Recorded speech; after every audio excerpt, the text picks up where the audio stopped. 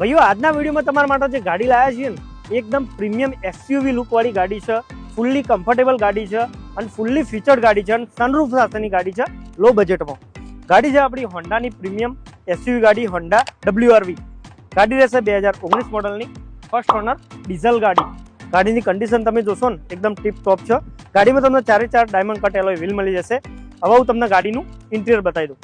ગાડી આપણી VX ટોપ મોડલની છે. તો ગાડીમાં સૌથી પહેલા તમને કીલેસ એન્ટ્રી મળી જશે, પુશ બટન સ્ટાર્ટ આપણી ગાડી રહેવાની છે.